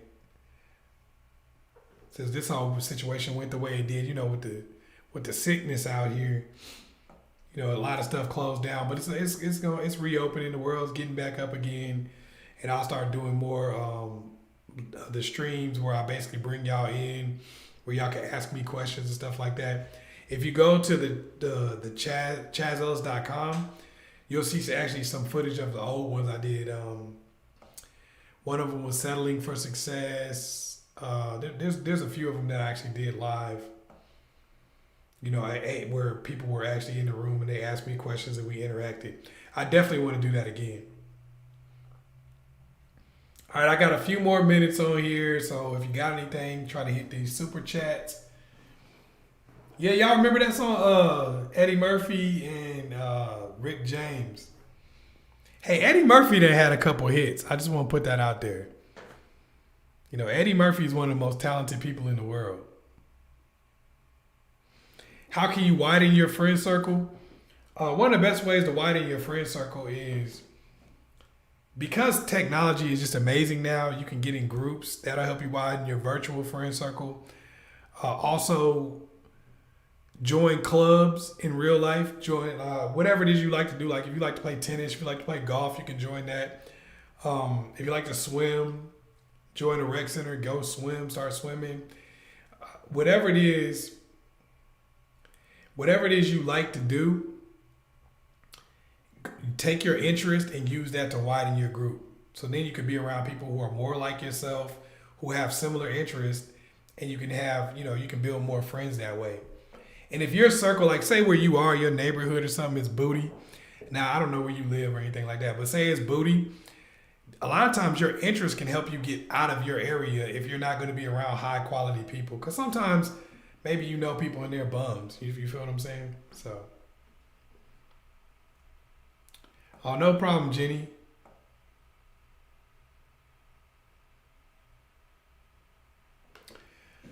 Okay, I think your answer is wise. Does it change your answer that we've been in communication, exclusive relationship for 10 years? Not really. I understand what you're saying. Like you've been in a relationship with somebody for 10 years. You're like, I ain't married yet. Is this ever going to be serious? That doesn't mean it's not a serious relationship. You may not get married, but I'm going to tell you like I've told a lot of people, because I see people on the front end of this question that you're asking, and I see people on the back end of this question that you're asking. People will ask me, yo, I've been with somebody this amount of time. Should I break up with them because we're not getting married? I tell them like I'm telling you right now. If the relationship is beautiful, if you're having a good time, if everything is dope, except for the fact you don't have a ring, then no. I don't think that's not the move. And the reason why I say that is because I deal with the back end of that. Where people say, hey, I was with so-and-so, we were together 10 years, we didn't get married, so I decided to go ahead and move on. Now I'm out here in these streets and I'm struggling. I can't find nobody that's a match to what I had before. I'm even further away from getting married than I was in the past, and I can't find somebody I really like. So that's why I say if what you have is everything except for that one piece of the pie, that one piece of the puzzle, then it doesn't make sense to me to kick over the puzzle because you don't have one piece. What you do is you try to start putting that piece into play. That's what I would say. Now, I'm sure there's a lot of other people who will give different advice, but I've seen both sides of that story. And in all the years I've been doing this, and even before, I never saw somebody be with somebody for a long period of time, break up with them, and then get married to somebody that they actually wanted to be with after that. Normally what usually happens is they'll get with somebody that is a lesser version of the dude that wouldn't marry them. Somebody who they're not feeling as much, and just to have the ring. And that lasts for a couple years until they say, well, I don't like this dude.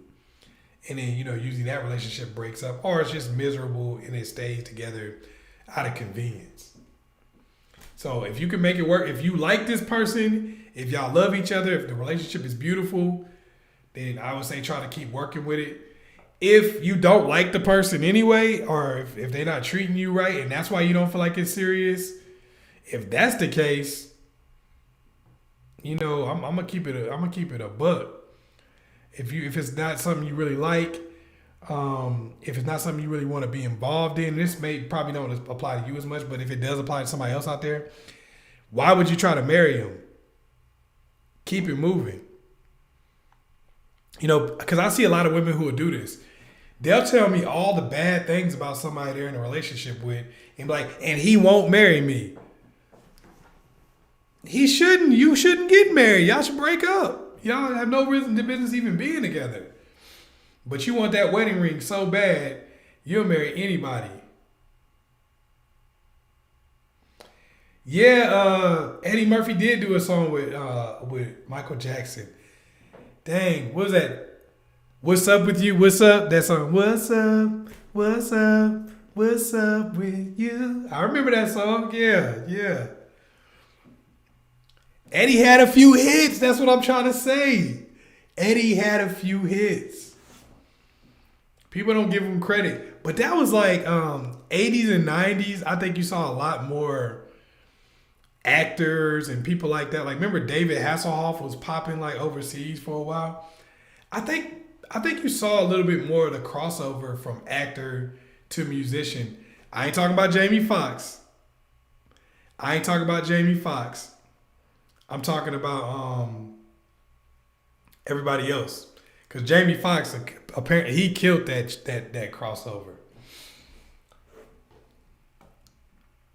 But yeah, I definitely remember that. Oh, Eddie Murphy. All right, anybody got anything else before I get up out of here? I got like 9 or 10 minutes left.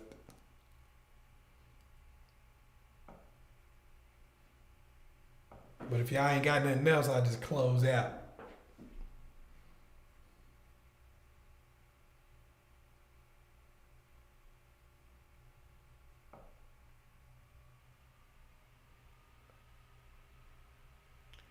Oh, I'm 40, shouty. I turned 40 on June 4th. Jamie Foxx is fired for sure. Hey, the thing about Jamie Foxx that I think is amazing is he not. I used to sing back in the day. It ain't really it ain't as amazing or anything. It's because I don't use it as much. Well, thank you. I moisturize. Let's see what else do we got on here. I'm trying to hit everybody before I go. I'm trying to hit as many people as possible.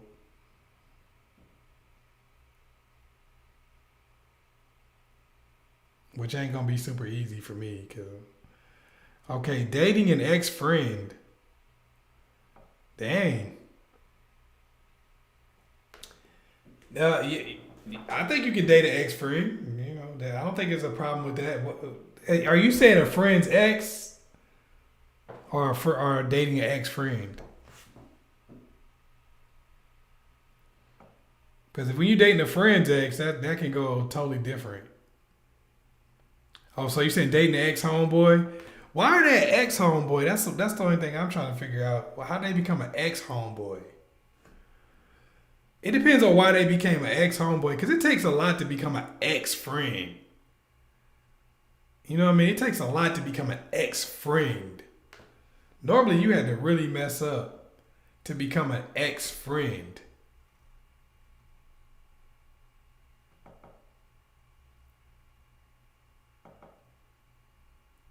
You know, so I don't know. What do y'all want the next live to be about? Y'all hit me up. Tell me what y'all want the next live to be about. Okay, so he was your boyfriend's homeboy. Okay, now I get it. Now I'm with you. Okay, so if he was your boyfriend's homeboy, that could hold a lot of complication. If you're going to date him, it's a few things you got to look for. Is he still cool with your ex? Do they have the same circle of friends, or was he like a periphery friend? And were they close enough for your ex to talk about you to him? Talk about you to him. Those are the 3 things I would look at before I even thought about it. If he's not really super close and he's not cool with your ex anymore, I say give it a try. If they don't have the same friends circle, I say give it a try. But if they have all of that, it may not be the move. If they have all of that, it may not be the move, because a lot of times you try to talk to somebody and they got the same circle of friends, that just means that you can't get anywhere in that relationship, because how are you ever going to meet their friends? How are you ever going to get cool with the person's inner circle if it's the same people that you try to get cool with while dating somebody else? So that's something I would think about. Trying to figure out, just take the lay of the land. Nobody owns nobody. So just because you used to date this dude and that's his little homie or whatever from back in the day, that doesn't mean that you can't date. either one of them, but you got to understand that if that's a close friend, that person may already have a scouting report on you and feel some type of way.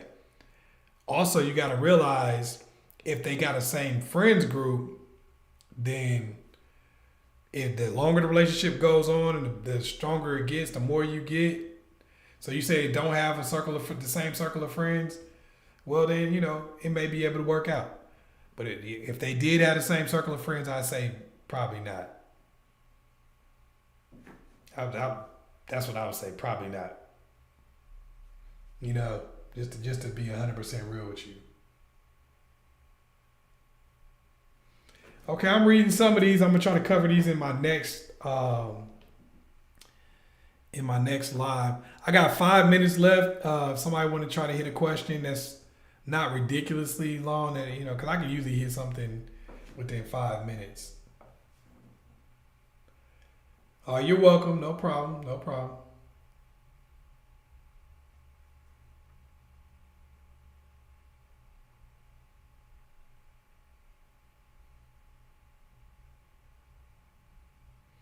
What can you do to get a guy to contact you more? That's a good question. I think I can hit that in a couple of seconds. If you want to get a guy to contact you more, number one, make that when you are available and you answer that phone, make the conversation fire. Talk about things that they want to talk about. Start getting a baseline for what they like and bring that up, and then end the conversation. Like, make the conversation super fire. Like, oh man, like say they like to talk about the stock market and you know that. So you hit it up, boom. We talking about this, we talking about the stock market, blah, blah, blah, blah. Oh, can you believe this stock is up, blah, blah, blah.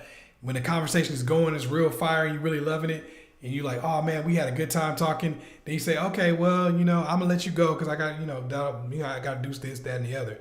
And then leave it on a high note. And when the person calls you and say they haven't talked to you in a little while, haven't contacted you as much as you want, don't acknowledge the fact that they haven't contacted you. Like if they hit you up and they go, oh man, sorry I hadn't been able to call you. Like, oh no, it's all good. I'm not tripping. Like you didn't even notice. That's going to make the person want to call you even more. So fire conversations, then not even really acknowledging the fact that they didn't call you. That makes people want to call you even more. That's 2 little things you can use. All right, I appreciate y'all for coming out. I'm gonna take into consideration some of the things y'all sent me to do for the next live chat. Also, on Thursdays I do them on the Guy channel. I do Chazz Ellis Raw. The information, because I'm not, excuse me. Because I'm not bashing anybody, the information that you can get off the Guy channel is going to be fire too. You're going to love it. I'm giving guys advice also that women can learn from. So, just like guys will watch this and they'll learn from stuff that I teach you guys. So, check that out too. Also, if you wanted some stuff that's really specific and in depth, go to ChazzEllis.com. Check out some of my premium content. I break down the rules to the dating game, how to accomplish some of your goals in the dating game, how to get people to chase you. If you're dealing with an ex or something like that, how to get your ex to want you back. I don't got no judgment on anything, so I got game for all kinds of situations. So check that out too. All right, it's your man Chazz Ellis. Make sure you like and subscribe if you haven't. Peace.